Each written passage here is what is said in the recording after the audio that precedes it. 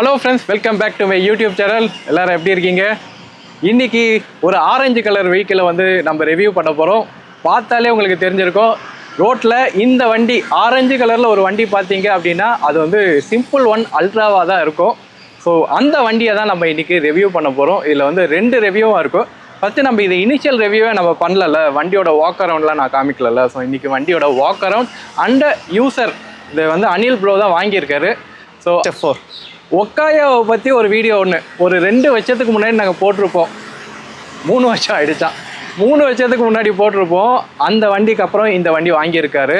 And 6.5 kilowatt இப்போ scooter செக்மெண்ட்லேயே அப்படின்னு பார்த்தீங்கன்னா மிகப்பெரிய ஒரு ஸ்கூட்டர் அப்படின்னு சொல்லலாம், பேட்ரி வைஸில். ஓகே, வண்டியில் பேட்ரி வைஸில் ஒரு மிகப்பெரிய ஒரு ஸ்கூட்டர். அண்டு ரேஞ்சை வந்து இவங்க சொல்கிற ரேஞ்சு 400 கிலோமீட்டர் சொல்கிறாங்க. 400 கிலோமீட்டர் நிஜமாகவே போகும்போது பார்ப்போம். ஓகே, அவர்கிட்ட கேட்போம், 400 கிலோமீட்டர் நிஜமாகவே போகுமா, இதில் வந்து எந்த அளவுக்கு ரேஞ்ச் எதிர்பார்க்கலாம், யாருக்கெல்லாம் இது யூஸ் ஆகும், அண்ட் இந்த வண்டியோட நிறை குறைகள் என்ன அப்படின்றதெல்லாம் நம்ம யூசர்கிட்ட கேட்போம். அவர் ஏன் வாங்கினார், 6.5 கிலோவாட்னா அப்போ நிறைய யூசேஜ் இருக்கணும்ல, ஏன் வாங்கினாரு அப்படின்றத பற்றியும் கேட்போம். அண்ட் உங்களுக்கு இந்த வண்டி வாங்குறதுல சில சந்தேகங்கள் எல்லாம் இருக்கும்ல, ஸோ அதெல்லாம் வந்து இதில் தீர்த்து வச்சிடலாம். அண்டு முக்கியமாக நம்ம வந்து இவி கன்சல்டேஷன் காலும் பண்ணிகிட்டு இருக்கோம். ஸோ உங்களுக்கு இவி ரிலேட்டட் எனி சந்தேகம் இல்லை இவி பையிங் டிப்ஸ் வேணும், இல்லை உங்களுக்கான ரெக்கமெண்டேஷன் வேணும் அப்படின்னு drmarketplace.in போனீங்கன்னா இவி கன்சல்டேஷன் அப்படின்ற ஒரு பட்டன் இருக்கும். அதை கிளிக் பண்ணிங்கன்னா என்னோட நீங்கள் கன்சல்ட் பண்ணலாம். சிம்பிள் ஒன் அல்ட்ராவை பற்றி நம்ம பேசுவோம். ஸோ இந்த ஆரஞ்சு கலர் வண்டி தாங்க சிம்பிள் ஒன் அல்ட்ரா. இதை பற்றி ரிவ்யூ எடுக்கணும்னு சொல்லிட்டு ஷோரூம் போகலான்னு தான் இருந்தேன். அதுக்கு முன்னாடி நம்மளோட ப்ரோவே வாங்கிட்டாரு. ஸோ எப்படி இருக்குது அப்படின்றத நீங்கள் சொல்லுங்கள். வண்டி வந்து சிம்பிள் ஒன் அல்ட்ராவுக்கும் இதுக்கு முன்னாடி இருந்த இப்போ 4.5 கிலோவாட் நம்ம பார்த்தோம்ல, அதுக்கும் பெருசாக டிஃப்ரென்ஸ் உங்களுக்கு இருக்காது. ஆனால் மோட்டார் கெப்பாசிட்டியில் உங்களுக்கு டிஃப்ரென்ஸ் இருக்குது. இந்த வண்டியோட மோட்டர் வந்து 8.8 கிலோவாட் மோட்டரு. ஸோ வண்டி பறக்கும் அப்படின்னு சொல்லலாம். வண்டி வந்து இப்போ சோனிக் ப்ளஸ் அப்படின்ற மோட் கொடுத்துருக்காங்க. அதில் நீங்கள் டாப் ஸ்பீடை நீங்கள் அச்சீவ் பண்ணலாம். உங்களுக்கு பெல்ட் டிரைவ் மோட்டார் தான் கொடுத்துருக்காங்க. ஸோ வண்டியை பற்றி ஃபஸ்ட்டு நம்ம ஸ்டார்டிங்லேருந்து ஆரம்பிப்போம். அதே உங்களுக்கு ஏரோ டைனமிக் லுக்கு. ஓகே, வண்டியை பொறுத்தவங்க உங்களுக்கு நல்லா ஷார்ப்பாக இருக்கும். இந்த வண்டி வந்து ஷார்ப்பாக இருக்கிறதுனால உங்களுக்கு அக்சலரேஷன் ரொம்ப குயிக்காக இருக்கும். காற்றை கிழிச்சிக்கிட்டு போவோம் அப்படின்னு சொல்லலாம். ஆனாலும் அதுலேயே ஒரு சின்ன ஒரு பிரச்சனை இருக்குது. என்னென்னா வண்டியோட ஃபார்ம் ஃபேக்டர் உங்களுக்கு ஏத்தர் மாதிரியே தான், அந்த ஏத்தர் 450X மாதிரியே தான் டிசைன் பண்ணியிருப்பாங்க. கொஞ்சம் நீங்கள் ஹெவி விண்ட் அடிக்குது அப்படின்னும் போது கொஞ்சம் அலாயும். ஓகேங்களா, எப்படி இருந்தாலும் இது 12 இன்ச் வீல் தான். அதனால் பொறுப்பாக நீங்கள் ஓட்டுங்க. ஹைவேஸில் 8.8 கிலோவாட் கொடுத்துருக்காங்க, சும்மா பிச்சுக்கிட்டு போகலாம் அப்படின்னு போனீங்கன்னா அங்கே தான் உங்களுக்கு இருக்குது ஆபத்து. வண்டியோட டயர் வந்து அந்தளவுக்கு ஸ்பீடை தாங்காது. ஓகே, 12 இன்ச்சை பற்றி நான் சொல்கிறேன். 12 இன்ச்சு டயர் தான் கொடுத்துருக்காங்க. பைக் மாதிரி நீங்கள் எடுத்துகிட்டு போய் ஸ்டேபிளாக இருக்கணும் அப்படின்னு எதிர்பார்க்காதீங்க.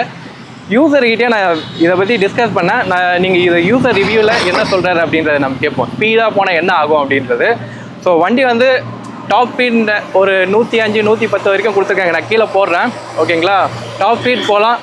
மோட்டார் ஹீட் ஆகுமா அப்படின்னு நீங்கள் கேட்டிங்கன்னா 8.8 வரைக்கும் பீக் பவர் இருக்குது.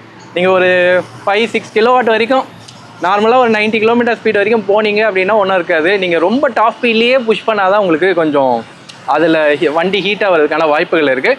பேட்டரியும் ஹீட் ஆகும். பேட்டரியில் நிறைய அலர்ட்டிங் சிஸ்டம் கொடுத்துருக்காங்க. அதுவும் அனாயிங்காக இருக்குது அப்படின்னு தான் சொல்லியிருக்காரு. அதை பற்றி நம்ம கேட்போம். இது வரைக்கும் என்னென்னலாம் அலர்ட் ட்ரிகர் ஆகிருக்கு, ஏன்னா இந்த வண்டியை தொட்டாலே அங்கங்கே அலர்ட் வச்சுருக்காங்க. தொட்டாலே கண்ணி வடின்ற மாதிரி அங்கங்கே அலர்ட்ஸ் வச்சுருக்காங்க. அதனால் இல்லை, நிறைய அலர்ட் இருக்கிறது நல்லது தான். சில வாட்டி அது நல்லதாகவும் இருக்கும், சில வாட்டி வந்து அட என்னப்பா இவ்வளோ அலர்ட் கொடுக்குறாங்களே அப்படின்ற மாதிரி இருக்கும். சரி, வண்டியோட டிசைனை பற்றி பேசியாச்சு. நல்ல ஒரு ஏரோ டைனமிக்ஸு. உட்கார்றதுக்கும் எனக்கு சிம்பிள் ஒன் நீங்கள் ரைட் ரிவ்யூ நீங்கள் பார்த்துருந்தா உங்களுக்கு தெரியும். இதோட ரைட் ரிவ்யூவும் போடுறேன். உங்களுக்கு நல்லா இருக்கும். வண்டி வந்து வெயிட்டை நல்லா பேலன்ஸ் பண்ணியிருக்காங்க. எனக்கு இதில் என்ன பியூட்டினா 6.5 கிலோவாட் உங்களுக்கு கொடுத்துருக்காங்க. வெயிட் வந்து தெரியல. நிஜமாகவே இதில் 6.5 தான் இருக்கா, வெயிட்டு தெரியல. ஆக்சுவலாக நான் 5 கிலோவாட் ஓட்டின அதே வெயிட் அளவு தான் இருக்குது. கொஞ்சம் டிஃப்ரென்ஸ் இருக்கு. கொஞ்சம் தான் டிஃப்ரென்ஸ் இருக்கு. ஏன்னா அது டெஸ்ட் ட்ரைவ் பண்ணி இது மாற்றி ஓட்டி பார்த்தா டிஃப்ரென்ஸ் தெரியுது. கொஞ்சம் தான் டிஃப்ரென்ஸ் இருக்கு. எனக்கு அவ்வளோ வெயிட் தெரியல. நான் ஃபஸ்ட்டு இது கொஞ்சம் பயந்தது என்னன்னா கொஞ்சம் வெயிட்டாக இருக்குமோ, ஏன்னா இவ்வளோ பெரிய பேட்டரி கொடுத்துருக்காங்க, வெயிட் மேனேஜ்மெண்ட் எப்படி பண்ணியிருப்பாங்கன்னு பார்த்தா நல்லா பண்ணியிருக்காங்க. வண்டி கொஞ்சம் லோவர் ப்ரொஃபைலாக இருக்கிற மாதிரி இருக்குது. ஏன்னா அந்த வண்டியில் வந்து பேட்ரி அதிகமான வெயிட் இருக்கிறதுனால நார்மலி இதில் வந்து டெலஸ்கோபிக் சஸ்பென்ஷன் கொடுத்துருக்காங்களா, பின்னாடி வந்து மோனோஷாக் சஸ்பென்ஷன் கொடுத்துருக்காங்க. அதனால் வண்டி வந்து ஒரு மாதிரி கீழே பிளான்டடாக இருக்கிற மாதிரி இருக்குது. அப்படியே அண்டர் கிரவுண்டில் லோவர் ப்ரொஃபைலில் இருக்கிற மாதிரி இருக்குது. நம்ம உட்காரும்போது வண்டியோட வெயிட்டு ஹெவியாக இருக்கிற மாதிரி இருக்குது. அதுவும் இங்கே வெயிட் இருக்குது, உங்களுக்கு அண்டர் கிரவுண்டில் வெயிட் இருக்குது. அதனால் வண்டி கொஞ்சம் அப்படி லோவராக புஷ் ஆகிற மாதிரி இருக்குது. மிச்சபடி காலெல்லாம் இங்கே இடிக்கலை. ஓகேங்களா, நல்லா தான் இருக்குது. அண்டு அனில் ப்ரோ, நீங்கள் வந்து இங்கே உட்காருங்க, எப்படி இருக்குதுன்னு பார்க்கலாம். ஸோ இவர் தான் ஓனர் அனில். சரி, உங்களை வச்சு நான் வெயிட் நல்ல பிளான்டடாக இருக்குது. ஏன்னா ஃப்ரண்ட்டில் தான் வெயிட் இருக்கிறதுனால உங்கள் வெயிட் எனக்கு. வண்டி ஆன் பண்ணாமல் அப்படி ரிவர்ஸ் எடுங்க, சவுண்ட் வரும். இல்லை ஆன் பண்ணாமலே. அப்படியா? ஆமாம், எனக்கு மெசேஜ் வரும். அலர்ட் வந்துடுது உடனே. மெசேஜ் கம்மி அலர்ட்டாக வருது. ஃபோன்லேயும் பார்த்தீங்கன்னா மெசேஜும் வந்துடும் உடனே.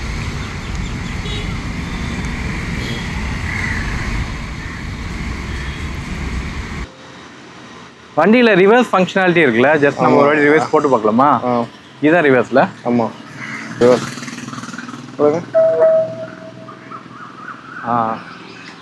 ஸோ வண்டியில் ரிவர்ஸும் இருக்குது, ஃபார்வேர்டும் இருக்கா?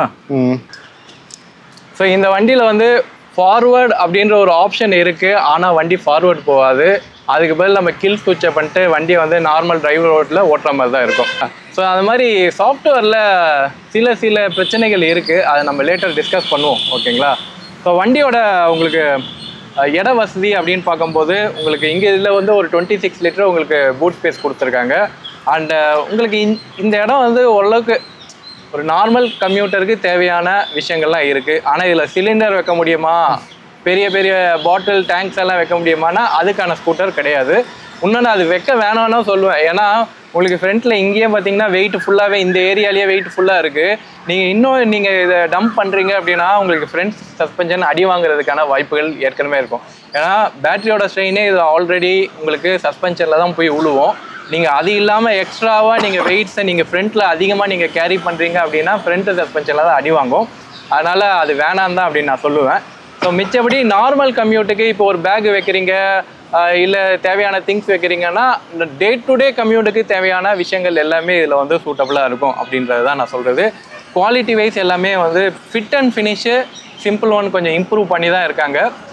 அங்கங்கே இந்த பிளாஸ்டிக்கோட அந்த ஃபினிஷிங் வந்து கொஞ்சம் இந்த ஏரோடைனமிக்காக இருக்கணும்னு சொல்லிட்டு எக்ஸ்ட்ரா பிளாஸ்டிக் ஆட் பண்ணியிருக்காங்களே, அது மட்டும் தேவையில்லைன்னு நினைக்கிறேன். அதை நீங்கள் காஸ்ட்டு இப்போ இந்த ஒரு ஃபினிஷிங் பார்த்தீங்கன்னு வச்சுக்கோங்களேன், இது தனியாக இந்த செட்டை விட்டு தனியாக பிரிஞ்சு ஒரு பிளாஸ்டிக் ஒன்று கொடுத்துருக்காங்க. ஸோ இதோட லாங் டேர்ம் டியூரபிலிட்டிலாம் எப்படி இருக்கும் அப்படின்றது தெரியாது. ஸோ அதுக்கு பதில் நீங்கள் ஒரு கிராஷ் கார்டு மாதிரி கொடுத்துருக்கலாம்.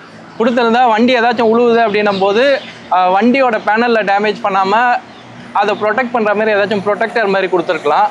ஸோ அதுதான் என்னோட வேண்டுகோள். மிச்சபடி இந்த தேவையில்லாத ஃபினிஷிங்லாம் கொடுக்காம ஒரு பிளைனாகவே கொடுத்துருந்தாவே நல்லா இருந்திருக்கும் அப்படின்னு நான் சொல்லுவேன். அண்டு சஸ்பென்ஷன் டெலஸ்கோபிக் சஸ்பென்ஷன் இது கொஞ்சம் ஹார்டராக தான் இருக்கும், லைட்டாக ஹார்டர் இருக்கும். அது ஸ்கூட்டர் செக்மெண்ட்னாலே ஃப்ரண்ட்டு சஸ்பென்ஷன் கொஞ்சம் ஹார்டராக தான் வைக்கிறாங்க. இல்லாட்டினா இது எல்லாமே வந்து உங்களுக்கு 8.8 கிலோவாட் உங்களுக்கு மோட்டர். அதனால் வண்டிக்கு உங்களுக்கு அந்த ஜம்பிங் எஃபெக்ட், சாஃப்ட்னஸ் கொடுத்தோன்னா ஒரு மாதிரி ஜம்ப் ஆகும்ல, அந்த எஃபெக்ட் வந்து வண்டியோட ஸ்டெபிலிட்டியை குறைச்சிரும். ஸோ அந்த ரைடிங் அப்போ உங்களுக்கு இந்த ஸ்டிஃப்னஸ்ஸும் உங்களுக்கு ப்ரொடெக்டிவாக தான் இருக்கும் அப்படின்னு. இதை நான் 4.5 ஓட்டி பார்த்தேன், 5 கிலோவாட்டும் ஓட்டி பார்த்தேன். லைட்டாக அந்த ஸ்டிஃப்னஸ் இருக்குது. ஆனால் ரியரில் வந்து நல்லா ஒர்க் அவுட் பண்ணியிருக்காங்க. ரியரில் வந்து கொஞ்சம் ஸ்மூத்தாகவே இருக்குது. சீட்டை பொறுத்த வரைக்கும் ஸோ உங்களுக்கு சீட்டை நல்லா பெரிய சீட்டாகவே கொடுத்துருக்காங்க. ஸோ நம்ம ப்ரோ உட்காந்து பார்த்தாரு, நல்லா இருக்குது. மோட்டரை பொறுத்த வரைக்கும் உங்களுக்கு PSM மோட்டம், பெர்மனன்ட் சிங்க்ரோனைஸ் மோட்டரு.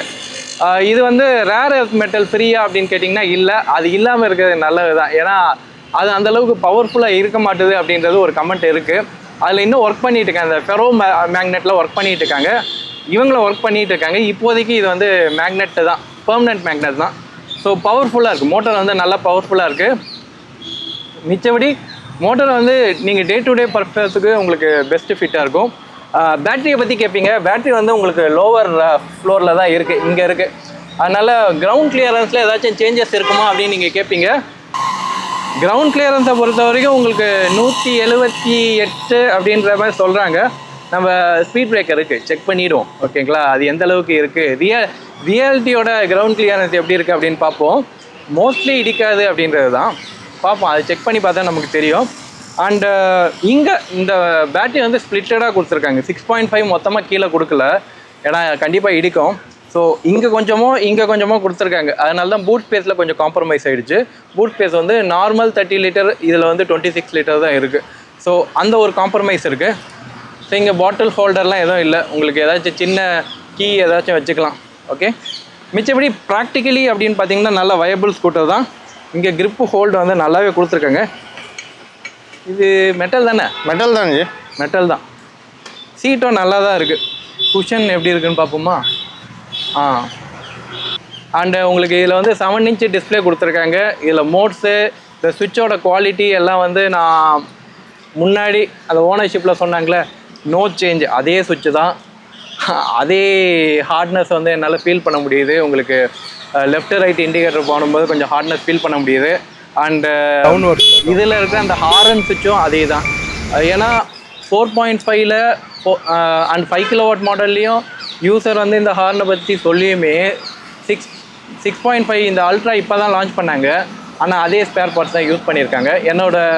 அவங்களோட லாஜிக் எனக்கு புரியுது. ஏன்னா இந்த வண்டியோட ஸ்பேர் பார்ட்ஸ் அப்படின்றது காமனாக எல்லாம் வச்சுருப்பாங்க, பேட்டரி மட்டும் தான் சேஞ்ச் பண்ணியிருக்காங்க.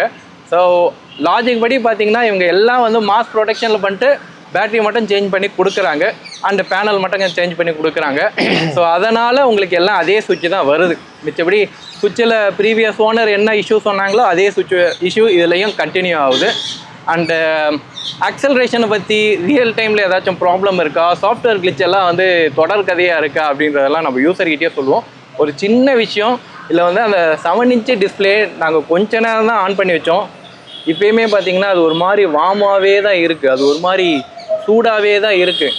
ஏன் சார் ரொம்ப சூடாக இருக்காருன்னு தெரியல, அப்பப்போ ஜுரம் வந்த மாதிரி இருக்குது. நாங்கள் தொட்டு பார்க்க வேண்டியதாக இருக்குது. நிஜமாங்க, இங்கே ஏதோ ஒரு பகுதியில் இந்த ப்ராசஸர் வந்து ஓடிக்கிட்டே இருக்குது. இது எதுக்காக ஓடுது, இதுக்கு ஏதாச்சும் வென்டிலேஷன் கொடுத்துருக்கீங்களா, அதெல்லாம் ஏதாச்சும் இருக்கல, இதுக்கு வென்டிலேஷன் கொடுக்கலாம்ல, அது எதுக்காக சூடாக இருக்குது அப்படின்றது தெரியல. ஆனால் சூடாகவே தான் இருக்குது.